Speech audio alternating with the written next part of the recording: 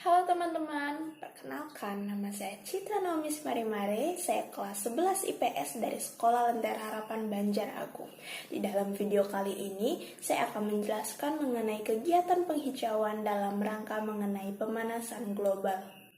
Setiap tahunnya, pemanasan global di muka bumi ini semakin meningkat, maka diperlukan upaya pemerintah dalam meminimalisir pemanasan global yaitu dengan cara penghijauan.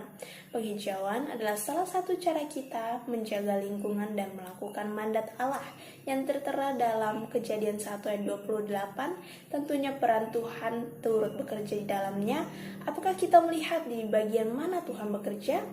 Tuhan turut memberikan hikmat dan kebijaksanaan kepada pemerintah untuk melaksanakan program penghijauan ini yang tertera dalam Amsal 2 ayat 8. Kemudian Tuhan juga memampukan pemerintah yang memimpin dalam melaksanakan proses penghijauan ini. Tuhan juga memberikan pesan kepada kita supaya bisa menjaga lingkungan mulai dari perkara kecil seperti menanam pohon di lingkungan rumah, maka suatu saat nanti akan dipercaya dalam perkara yang besar yang tertera dalam Lukas 16 ayat 10. Indonesia memiliki banyak sekali persebaran hutan tropis hingga disebut paru-paru dunia. Seiring berkembangnya waktu, hutan-hutan tersebut mulai mengalami kerusakan yang terbilang sangat parah karena ketamakan manusia yang hanya mementingkan dirinya sendiri tanpa memikirkan kondisi bumi ke depannya. Kenapa? Karena dipengaruhi oleh banyak faktor, dan saat ini saya akan membahas 3 faktor yang mempengaruhi terjadinya kerusakan hutan, yaitu penebangan liar, kebakaran hutan, dan adanya aktivitas pertambangan. Kenapa penebangan liar, kebakaran hutan, dan aktivitas pertambangan? Kenapa tidak yang lain? Karena ketiga faktor ini adalah penyebab utama dan penyebab terbesar kerusakan hutan sekaligus mempengaruhi pemanasan global. Penebangan liar dapat menurunkan dan mengubah fungsi hutan. Maksudnya gimana tuh? Nah, jadi gini.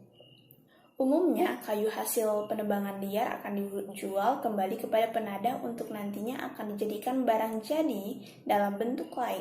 Secara otomatis, hutan akan kehilangan pohon yang memiliki daya serap akan air dan karbon dioksida, sehingga timbul potensi longsor, banjir, dan peningkatan polusi pada masyarakat. Contoh persebarannya terletak di Pematang Sidamani, Kabupaten Simalungun, Sumatera Utara pada hari Sabtu 2 Februari 2019. Terduga penebangan liar ini telah berjalan sekitar 10 tahun terakhir. Kegiatan penebangan ini mengakibatkan rusaknya jalan kampung sejauh 15 km dan terjadinya longsor di sekitar lokasi yang tak jauh dari pemukiman warga. Saksi mengatakan dalam satu malam tak kurang dari 3 bahkan 14 truk keluar dari lokasi yang sama dan salah satu anggotanya beranggotakan seorang politisi PDI Perjuangan Sumatera Utara, Mangapul Purba. Bagaimana pemanasan global tidak semakin meningkat kalau penebangan liar secara besar-besaran terus berlangsung dan tak ada hentinya? Kebakaran hutan dapat dipengaruhi oleh faktor iklim dan kesengajaan. Namun di Indonesia kebanyakan kebakaran hutan terjadi karena faktor kesengajaan. Beberapa pihak yang tidak bertanggung jawab sengaja membakar hutan untuk membuka lahan perkebunan maupun pemukiman. Nah, contoh persebaran yang terjadi terdapat di sejumlah besar di daerah Pulau Sumatera dan Kalimantan, yang mengekspor asap hingga negara ASEAN, terkhususnya Singapura dan Malaysia, dan sampai diberikan teguran keras dari pihak-pihak negara tersebut. Kejadian ini memberikan konsekuensi terhadap Indonesia dengan mempertanggungjawabkan dalam mengganti rugi kerusakan lingkungan yang didapat oleh negara yang terkena dampak kebakaran. Yang terakhir ada aktivitas pertambangan, salah satu kegiatan yang dipengaruhi oleh kesengajaan juga. Kegiatan ini berkaitan dengan penebangan hutan secara besar-besaran sehingga membuat kawasan hutan semakin kecil. Kalau mereka merusak hutan, sudah pasti ada maksud dan tujuannya, itu untuk mengelola hasil hutan itu sendiri menjadi barang jadi atau barang siap pakai dan sangat berguna. Walaupun begitu, tetap saja perusahaan yang mengelola itu akan mengeluarkan limbah yang sangat berpengaruh penting pada peningkatan pemanasan global.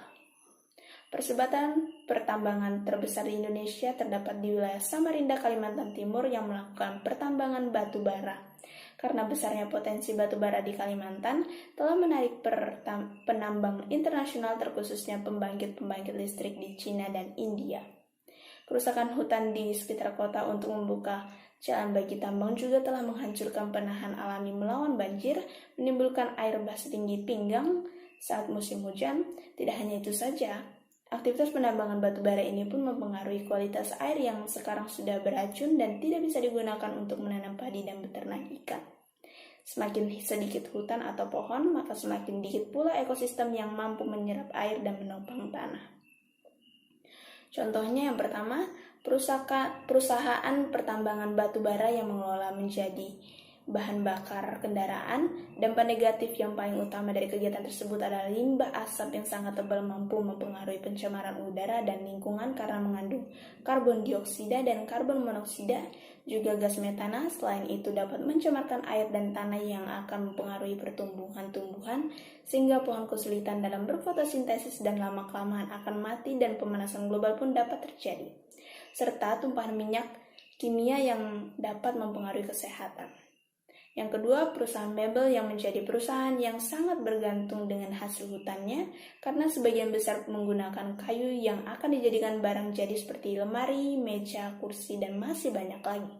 Banyaknya limbah debu-debu yang sangat tebal yang dapat mencemarkan udara lingkungan sekitarnya, sehingga dapat mengganggu kestabilan udara, dan debunya juga bisa berpengaruh pada sistem pernapasan dan kesehatan masyarakat sekitar dan sangat berpengaruh terhadap peningkatan pemanasan global.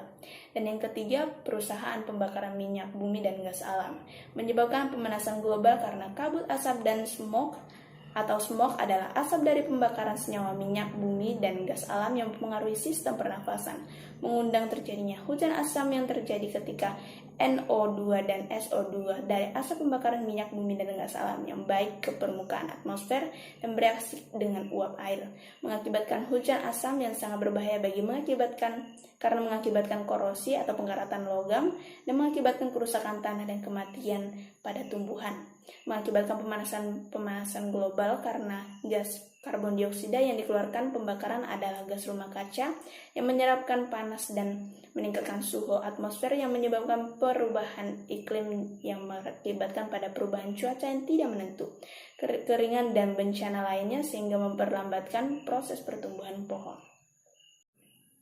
Hujan tropis di Indonesia sangat banyak, maka hasil hutannya pun banyak. Akan tetapi, karena banyaknya hasil hutan yang sangat bisa menguntungkan dalam bidang ekonomi, terkhususnya untuk devisa negara yang membuat masyarakatnya menyalahgunakan hutan dengan cara menebang pohon secara besar-besaran atau melakukan pembakaran hutan yang membuat ekosistem di hutan itu sendiri menjadi rusak dan dapat mempengaruhi perubahan iklim dan pemanasan global.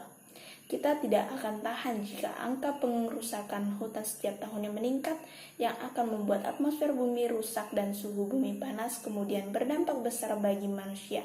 Contohnya seperti penyakit kulit dan kepanasan. Supaya kerusakan hutan tidak terus berlangsung dan supaya pemanasan global bisa menurun, perlu dilakukan penanganan. Salah satunya penanganan yang paling bisa kita lakukan dari hal kecil ialah melakukan penghijauan dengan menanam pohon di keliling rumah. Penanaman pohon atau penghijauan merupakan salah satu upaya mencegah meningkatnya pemanasan global. Karena untuk mencegah erosi tanah sebagai pengontrol iklim, meredam kenaikan gas rumah kaca, mencegah terjadinya bencana alam, kualitas udara akan menjadi lebih baik, untuk memperbaiki kualitas air, sebagai pelestarian satwa liar, dan masih banyak lagi. Dengan begitu, mulai sekarang, kita diberi program Satu Orang Satu Pohon yang bertujuan memulihkan bumi. Saya memilih untuk menanam pohon ketapang kencana. Selain besar dan sangat teduh, pohon ketapang kencana juga sangat indah. Berikut langkah-langkah menanam pohon ketapang dengan baik dan benar. Alatnya ada cangkul dan bahannya yang pertama ada media tanah atau lahan panjang 50 meter, lebar 30 dan dalam 30, pupuk kandang setengah kilo, air 1 liter. Ingin mengetahui lebih jelas mengenai cara penanaman pohon ketapang yang baik dan benar, simak langkah-langkah berikut. Yang pertama, siapkan lahan berukuran kurang lebih 60 x 40 cm, kemudian bersihkan media yang akan ditanami dari sampah. Buatlah lubang 50 x 30 dan kedalaman 30. Ambil bibit dan robek polybag, kemudian masukkanlah bibit ketapang kencana yang sudah disiapkan ke dalam lubang yang telah dibuat. Tutup dengan tanah galian lubang sekaligus memanaskan media tanah Setelah menu tertutup, tuangkanlah pupuk yang telah disediakan, siramlah pohon ketapang kencana minimal 3 hari sekali. Setelah selesai menanam, maka kita harus mempertanggungjawabkan tumbuhan itu sendiri dengan menjaga dan merawat seperti layaknya mengurus anak sendiri dari kecil. Bagaimana? Sangat mudah bukan? Maka dengan begitu bumi ini akan kembali seperti semula lagi. Setiap warga Indonesia berkewajiban menanam pohon minimal 1 orang 1 pohon. Dengan ini, warga mengambil peran dalam upaya mengurangi dampak pemanasan global yang terjadi. Untuk mendukung gerakan ini, pemerintah membuat aturan yang berkaitan dengan penanaman pohon kembali guna menjaga lingkungan, yaitu pada tahun 2008 Presiden Republik Indonesia mengeluarkan Keputusan Presiden Nomor 24 untuk menetapkan tanggal 28 November sebagai Hari Menanam Pohon Indonesia. Amanat Presiden pada saat perencanaan tersebut adalah setiap masyarakat Indonesia menanam minimal 1 pohon. Kegiatan penanaman telah mendapat tanggapan luas secara nasional, maka perlu menetapkan Peraturan Menteri Kehutanan tentang panduan penanaman 1 orang 1 pohon, yaitu Peraturan Menteri Kehutanan Republik Indonesia Nomor P20/Menhub 2/2009. Ada juga Peraturan Pemerintah Nomor 76 Tahun 2008 tentang rehabilitas dan reklamasi hutan. Ini adalah upaya untuk memulihkan pertahanan dan meningkatkan fungsi hutan. Salah satu caranya ialah dengan melakukan penanaman pohon. Nah, teman-teman, ketika peraturan telah dibuat, maka harus ditaati. Dan ketika peraturan itu dilanggar, maka secara otomatis akan langsung diberi hukuman dan sanksi yang berlaku terhadap warga negara yang merusak pohon. Hukuman dan sanksi yang berlaku yaitu Undang-Undang Republik Indonesia Pasal 18 Ayat 1 Nomor 18 Tahun 2013 tentang pencegahan dan pemberantasan perusakan hutan. Orang yang merusak pohon akan mendapat sanksi administratif berupa paksaan pemerintah, uang paksa, dan pencabutan izin. Yang kedua terdapat di Pasal 50 Ayat 1 Undang-Undang Nomor 18 Tahun 2013 tentang pengembalian kerugian akibat perusakan hutan tidak menghapus pidana pelaku perusakan hutan. Meskipun kerugiannya dibayar, itu tidak berpengaruh pada pidana yang dijatuhkan untuk pelaku. Dan yang terakhir pada Pasal 82 Ayat 1C Undang-Undang Nomor 18 Tahun 2013 tentang melakukan penebangan pohon dalam kawasan hutan secara tidak sah sebagaimana dimaksud dalam Pasal 12 huruf C, dipidana dengan pidana penjara paling singkat 1 tahun dan paling lama 5 tahun, serta pidana denda paling sedikit 500 juta rupiah dan paling banyak 2.500.000.000 rupiah. Hutan memiliki banyak sekali keanekaragaman di dalamnya, seperti hewan, tumbuhan, dan yang paling identik dengan hutan ialah pohon atau kayu. Hasil-hasil dari hutan tersebut memiliki banyak kegunaan yang membuat masyarakatnya menjual hingga mengolahnya menjadi barang yang bagus. Alasan utama banyak orang menjual hasil hutan karena dari perdagangan hasil hutan akan menambah devisa negara, salah satunya peningkatan permintaan ekspor hasil hutan kayu. Contohnya rotan yang telah diolah menjadi barang siap pakai.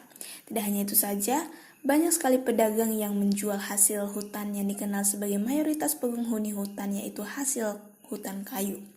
Karena kayu adalah hasil hutan komersial yang paling dominan, digunakan di berbagai industri seperti bahan bangunan dan sebagai bahan baku kertas dalam bentuk pulpa kayu. Selain itu, banyak yang memperdagangkan kayu karena penghasilan yang diperoleh sangat tinggi karena kualitas dari kayu-kayu di hutan sangat bagus. Tidak hanya itu saja, ternyata yang paling banyak diperdagangkan ialah hasil hutan non-kayu. Hasil hutan non-kayu banyak diperdagangkan karena banyaknya jenis seperti getah kayu, kopal, buah tengkawang, madu, kulit kayu, buah dan biji, dan masih banyak lagi. Selain itu, hasil hutan non-kayu ini memiliki cara pengelolaan yang sangat khusus, misalnya produksi benang sutra alami. Nah, teman-teman, sekarang kita akan membahas mengenai perdagangan hasil hutan melalui jalur laut. Laut adalah salah satu sarana terpopuler dari dulu hingga sekarang yang dimanfaatkan untuk melakukan perdagangan regional maupun internasional. Perdagangan jalur laut atau pelayaran dimulai oleh negara Portugis dan Spanyol yang menarik negara lain karena kemudahan jalur transitnya. Perdagangan jalur laut ini sangat aktif di Indonesia. Salah satunya perdagangan internasional antara Indonesia dengan Cina dengan hasil hutan kayu. Kayu yang diekspor seperti kayu jati, kayu merbau, dan kayu lainnya yang berkualitas tinggi. Mengingat angka penduduk yang sangat banyak sehingga membuat Cina selama ini mengimpor sebagian besar kayu hasil alam Indonesia. Pasokan kayu yang besar dan kemampuan mengelolanya membuat Cina kini menjadi negara pengekspor produk olahan kayu terbesar di dunia berupa furniture. Muatan yang diperoleh ketika mengekspor kayu dari Indonesia ke Cina sangat berat sehingga memilih mengekspor melewati jalur laut karena akan mempercepat pengiriman dibanding mengekspor melalui jalur darat. Tidak hanya itu saja, ketika menggunakan perdagangan jalur laut maka jarak yang ditempuh tidak sejauh melalui jalur darat dan jalur laut tidak memiliki kemacetan seperti yang terjadi ketika melewati jalur darat. Refleksi yang saya dapatkan setelah membuat video dan mempelajari materi adalah betapa baiknya Tuhan telah menciptakan ciptaan yang sangat bermakna bagi bumi dan isinya seperti pohon. Pohon adalah salah satu ciptaan Tuhan yang memiliki beribu manfaat bagi makhluk hidup lain. Setelah mengetahui betapa pentingnya pohon bagi kehidupan, saya berkomitmen untuk terus menjaga lingkungan dan mengambil langkah nyata untuk memulihkan kembali bumi dari pemanasan global dengan melakukan penghijauan dan penanaman pohon kembali. Nah teman-teman, kiranya segitu saja penjelasan dari saya mengenai kegiatan penghijauan dalam rangka mengurangi pemanasan global. Saya Citra Naomi Simaremare mengucapkan terima kasih karena sudah menonton video ini sampai akhir. Terima kasih.